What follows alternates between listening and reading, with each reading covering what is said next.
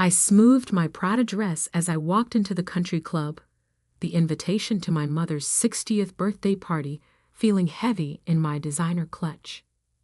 Not because of the fit cardstock, but because of the handwritten note my sister Jessica had added. Try to dress appropriately this time. No need to remind everyone about your career choices. My name is Victoria Chen, and at 32, I was apparently still the family disappointment. Despite building a successful private equity firm from scratch, despite managing over $2 billion in assets, I was still the one who had abandoned the family practice to play with money. The Maxwell Country Club's grand ballroom was decorated in my mother's favorite cream and gold theme. Crystal chandeliers cast elegant shadows over round tables where Seattle's most prominent medical families gathered to celebrate Dr. Diana Chen, renowned neurosurgeon and perfect mother, at least to my siblings. Vicky, my father's voice boomed across the room. Dr. William Chen, chief of surgery, approached with my sister Jessica and brother Michael flanking him like perfectly groomed satellites. Both followed in his medical footsteps. Jessica, a cardiothoracic surgeon, Michael, a neurosurgeon like Mom. "You came," Jessica said, eyeing my dress with barely concealed criticism. "And in red. How bold." I bit back a retort about how my Prada probably cost more than her monthly salary. "Happy birthday, Mom," I said instead, turning to the guest of honor. My mother's smile was practiced, professional, the same one she used for hospital board meetings. "Thank you for coming, Victoria. Your Aunt Sarah was just asking about you." Aunt Sarah, the family gossip coordinator. Right on cue, she materialized beside us, wine glass in hand. "Victoria, darling," she trilled, "still doing that investment thing. Such a shame about medical school. You had such potential." I forced a smile. "The investment thing is going quite well, actually. We just closed a major." "Oh, Jessica, tell everyone about your latest surgery." Aunt Sarah interrupted, effectively dismissing my accomplishments. 12 hours in the OR, I heard. Simply brilliant. The pattern was familiar. Every family gathering became a medical conference where my siblings' achievements were celebrated, while my success in finance was treated like a hobby gone too far. Never mind that my firm, Aurora Capital, had become one of the most successful boutique investment firms on the West Coast. I checked my phone discreetly. A message from my executive assistant, Margaret. "Everything's ready. Documents signed. Press release approved. Should I proceed as planned?" I typed back quickly. "Wait for my signal." "Victoria, put the phone away," my mother chided. "It's time for the toasts." The guests gathered around the main table. One by one, my family members stood to praise the birthday girl. Father spoke about their shared passion for medicine. Michael discussed following in her footsteps. Jessica tearfully thanked Mom for being her role model in a male-dominated surgical field. Then Aunt Sarah stood up, champagne glass swaying slightly. "To my beloved sister-in-law, who raised 3 children. Well, 2 successful doctors at least." She laughed, others joining in. "Some of us just aren't cut out for greatness, right, Victoria?" The room tittered. Jessica smirked. Michael at least had the grace to look uncomfortable.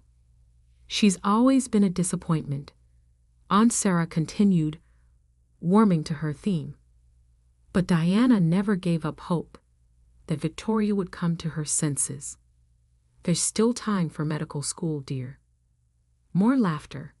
My mother didn't even bother to defend me, just smiled, that practiced smile. I felt my phone buzz again. "Margaret, CNN wants a comment on the acquisition. NYT running the story in 10 minutes. Should I delay?" I looked around the room at my laughing relatives, at the decades of dismissal crystallized in their smirking faces, at my siblings' smug superiority and my parents' practiced disappointment. "No," I typed back. "Come now. Bring everything." "On my way," she replied immediately. 3 minutes. I stood up, smoothing my red dress again. "Actually, Aunt Sarah, I have an announcement of my own." "Victoria," my father warned, "this is your mother's moment."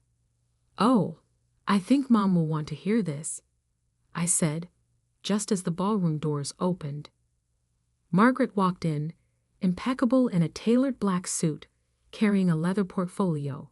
Her heels clicked purposefully across the marble floor as conversations died away. "I apologize for interrupting," she said professionally. "But Ms. Chen, the acquisition is complete. You're now officially the owner of Pacific Northwest Medical Group." The sound of dropped forks hitting fine china echoed through the suddenly silent room. My father's face went pale. "Pacific Northwest, that's our hospital group." "Was your hospital group," I corrected quietly, "along with all 18 locations, the research facilities, and the medical school." Jessica's champagne glass slipped from her fingers, shattering on the floor. "That's impossible," my mother whispered. "The board would never sell to an outsider." I smiled, channeling years of boardroom negotiations. "They would win the outsider offers $4.8 billion and a guaranteed 30% increase in research funding." Margaret began distributing press packets to the stunned guests, many of whom, I noted with satisfaction, were board members of the now former Pacific Northwest Medical Group. "Happy birthday, Mom," I said softly. "I hope you don't mind that I bought the family business. I know how much you all value medical tradition." The room erupted in chaos as my phone began lighting up with news alerts. I nodded to Margaret, who stepped forward with the full announcement package. Sometimes the biggest disappointments come with billion-dollar price tags. The next few minutes unfolded like a carefully orchestrated symphony of shock.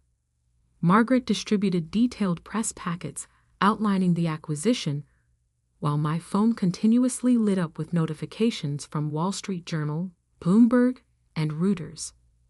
Pacific Northwest Medical Group acquired in $4.8 billion deal by Aurora Capital.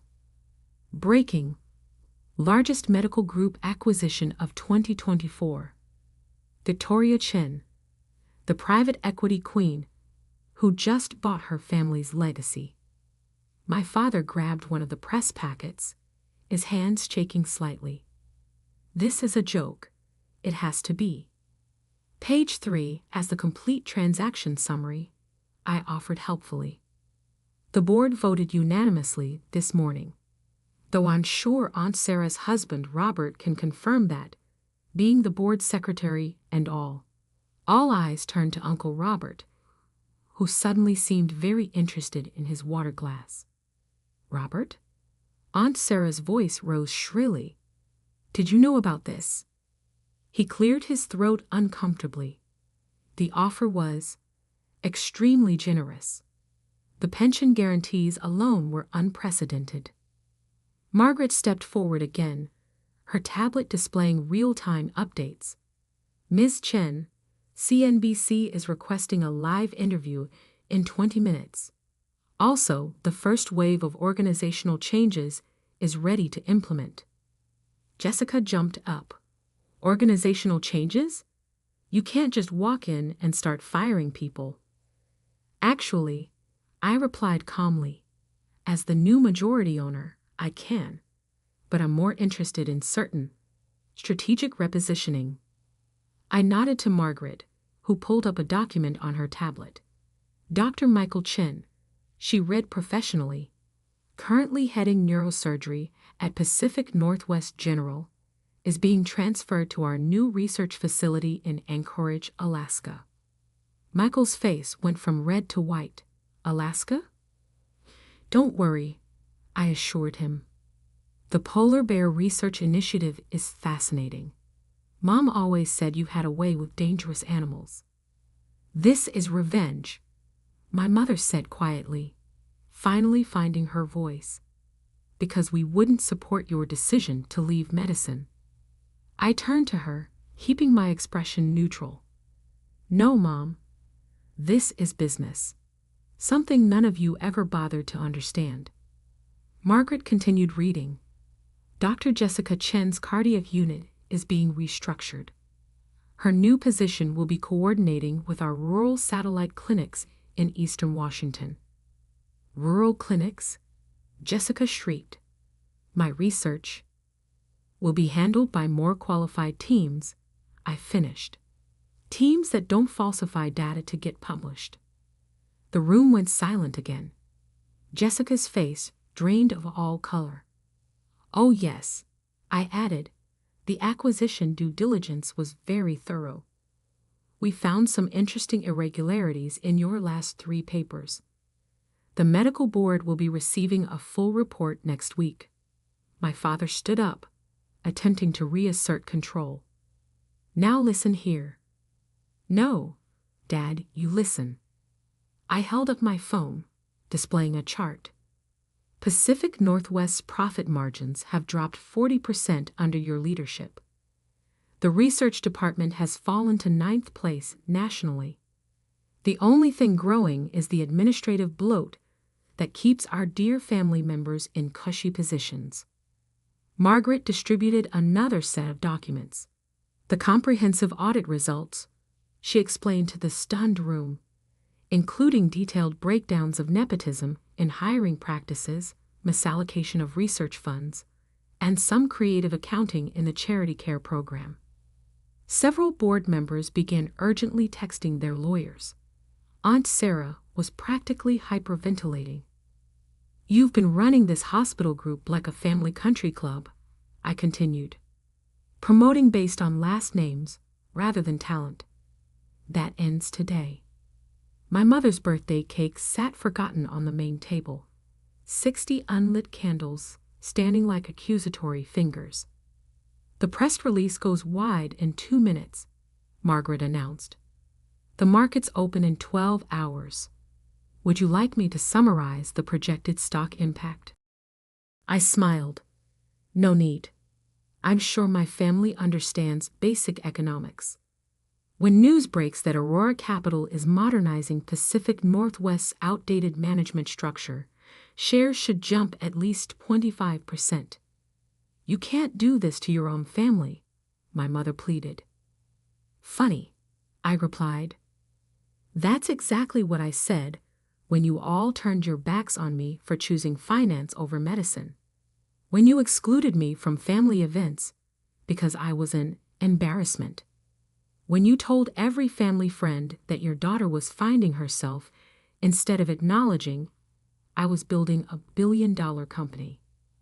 I walked to the main table and picked up the champagne bottle. But let's not waste Mom's birthday party on business talk.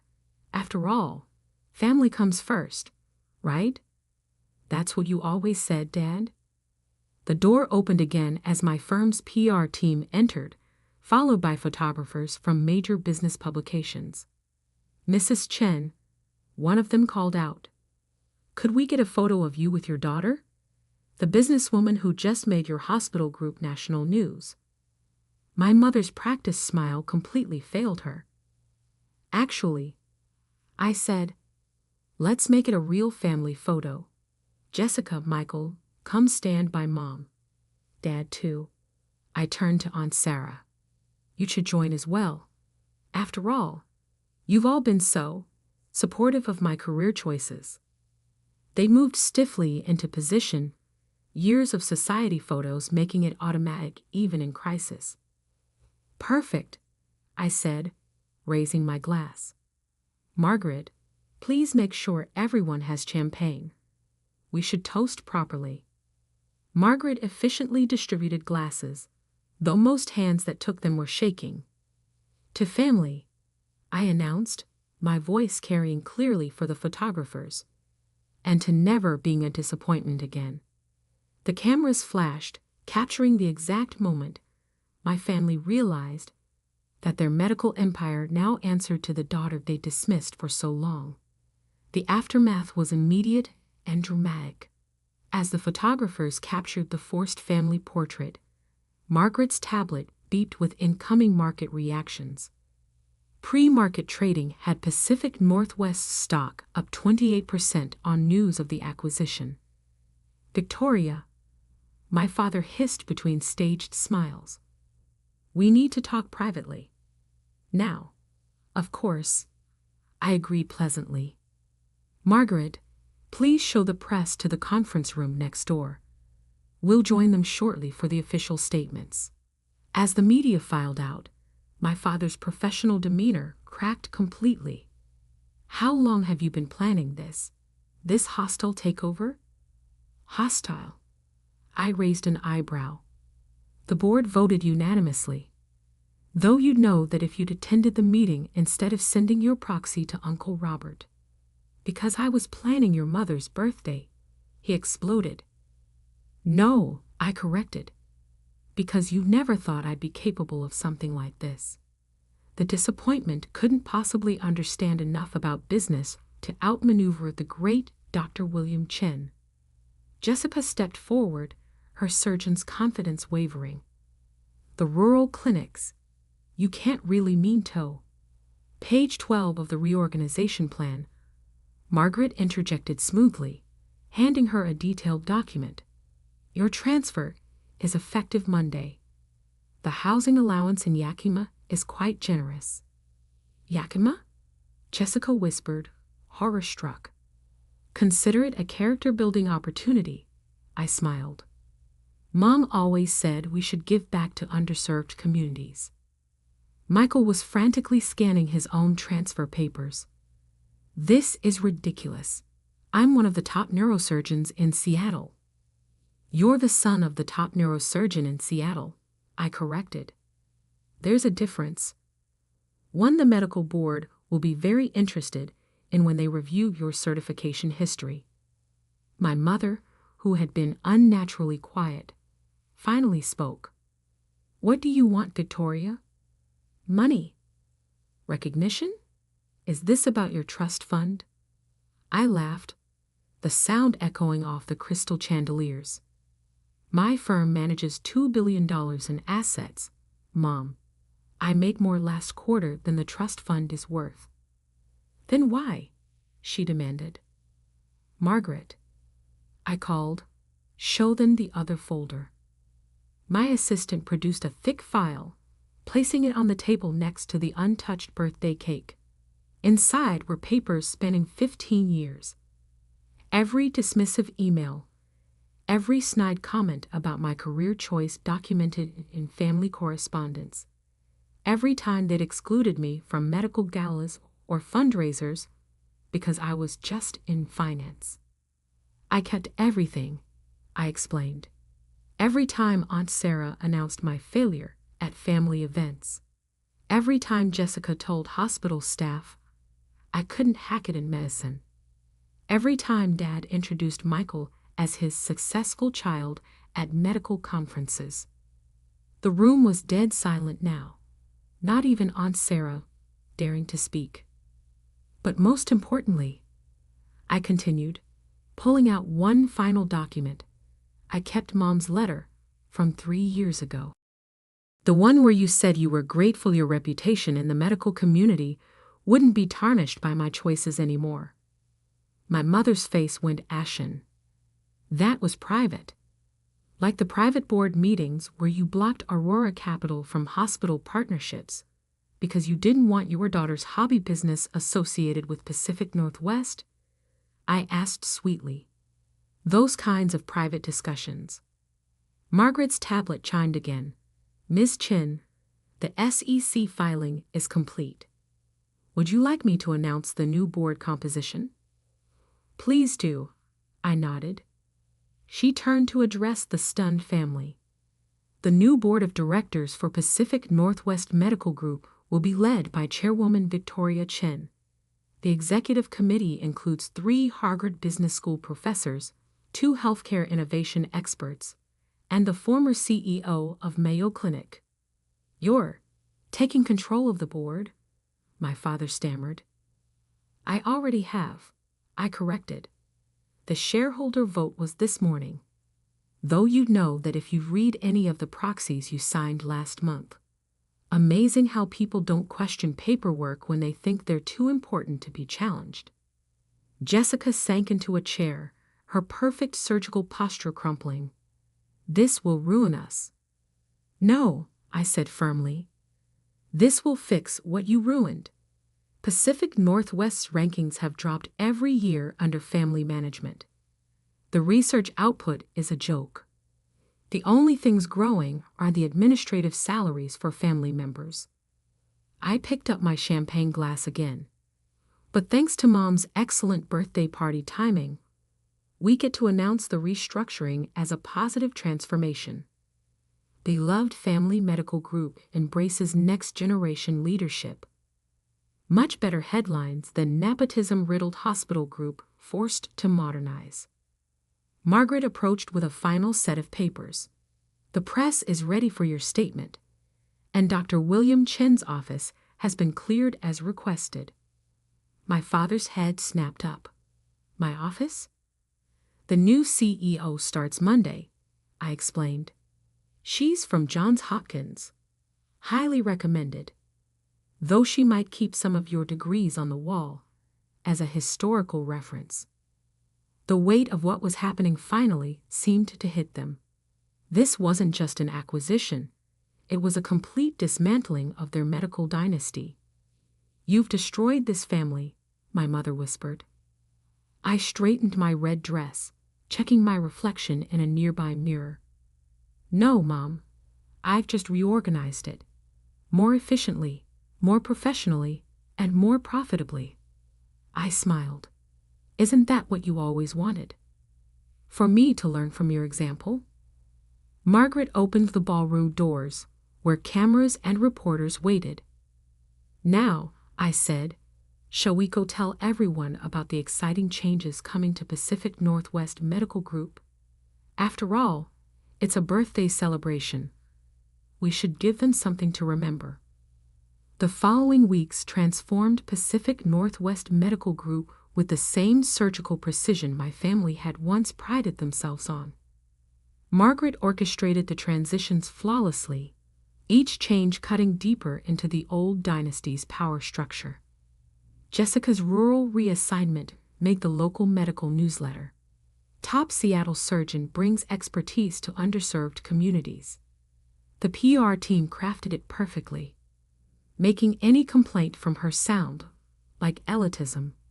She lasted 2 weeks in Yakima before resigning. Last I heard, she was interviewing at small private practices in Portland. Michael's Alaskan adventure never materialized. The morning his transfer was announced, 3 different medical boards received anonymous tips about his certification irregularities.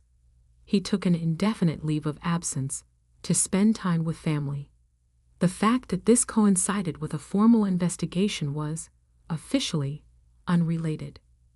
Aunt Sarah's husband, Robert, quietly retired from the board, though the SEC's interest in certain voting irregularities during his tenure suggested the quiet wouldn't last. They sold their Bellevue mansion and moved to Arizona, citing the better weather rather than the ongoing audit of family banking records. My father held out the longest, attempting to rally his old medical school contacts for support. But influence only goes so far when faced with stockholder satisfaction. Pacific Northwest's share price had jumped 45% in the first month under new management. Efficiency was up, costs were down, and research grants had doubled. "The Q1 numbers are excellent," Margaret reported one morning, exactly 30 days after my mother's birthday party. The Wall Street Journal is running a feature on the successful transformation of family-run medical groups. They're calling you a healthcare visionary. I smiled, looking out from my new office. formerly my father's, at the Seattle skyline. And the staff satisfaction surveys? Up 62% since removing the family preference hiring policies. Turns out people appreciate promotions based on merit rather than last names. A knock at the door interrupted us.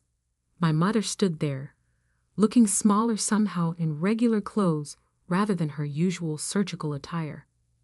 "Victoria," she said stiffly, "do you have a moment?" Margaret glanced at me questioningly. I nodded. "Give us 10 minutes. Once we were alone, my mother took in the office changes. The modern art replacing Dad's medical diplomas, the sleek furniture, the empty spaces where family photos once stood. "Your father's taking an advisory position at Stanford," she announced.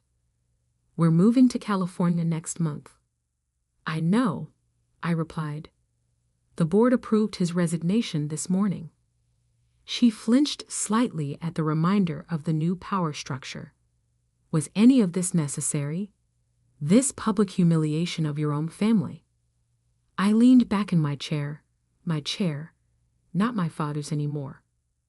Was it necessary to humiliate me for 15 years because I chose a different path? Was it necessary to block business partnerships because you were embarrassed by my success? Was it necessary to call me a disappointment at every family gathering? "We wanted what was best for you," she insisted. "No," I corrected. "You wanted what was best for your reputation. There's a difference." I pulled out my tablet, showing her the latest hospital rankings. Pacific Northwest is up 12 spots nationally. Research funding has doubled. Patient satisfaction is at an all-time high. Tell me again how I disappointed the family legacy. She stared at the numbers, her medical training making them impossible to dismiss. "And this was your plan all along, to take over and push us out." "Actually," I said thoughtfully, "I tried 3 times to partner with Pacific Northwest properly, to bring in capital, to modernize operations, to collaborate. You and Dad blocked it each time because you couldn't stand the idea of your failed daughter having any influence." I stood up, walking to the window. "So yes, when the board approached Aurora Capital about acquisition talks, I took the opportunity. But you created the situation where that was the only option left. And now?" she asked quietly. "What happens to this family now?" I turned back to her. "That depends on whether you can finally accept that your daughter built something valuable, even if it wasn't what you planned." She was quiet for a long moment, looking around the office that represented everything they'd lost and everything I'd gained. "The hospital," she started, then corrected herself. "The medical group is doing better. The numbers prove it." It wasn't quite an apology, but from Dr. Diana Chen, it was close. "Yes," I agreed, "it is." She nodded once, gathering her designer handbag. "Stanford will be different. A fresh start, perhaps." "Perhaps," I echoed. At the door, she paused. "That red dress, at my birthday, it was quite striking." Then she was gone, the click of her heels fading down the hallway. Margaret entered a moment later. "Everything okay?" I smiled, sitting back down at my desk. "Schedule a call with Stanford's board for next week. Let's discuss potential West Coast partnerships." She raised an eyebrow, offering an olive branch. "No," I replied, picking up the latest financial report. "Just good business. After all, that's what the disappointment does best." The Seattle sunshine streamed through my office windows, lighting up the space that had once represented everything I couldn't have. Now it was simply another milestone in the empire I'd built. Not despite my family's dismissal, but because of it. Sometimes the greatest revenge isn't in destroying what others built, but in building something better than they ever imagined possible, even if it takes a birthday party to deliver the news.